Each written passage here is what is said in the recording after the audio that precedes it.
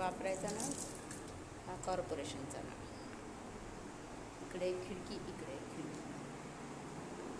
वर पाण्याची टाकी नवीन बसून देणारच. हे बाथरूम आणि हे टॉयलेट आणि इथे कपडे वाळत घालायला.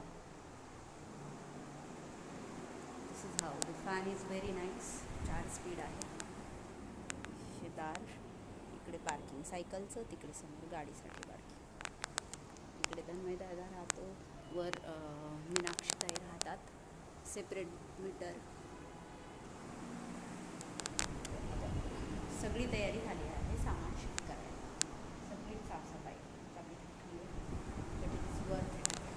अतिशय क्लीन आणि छान आहे. मोकळी हवा आहे, रेंज आहे.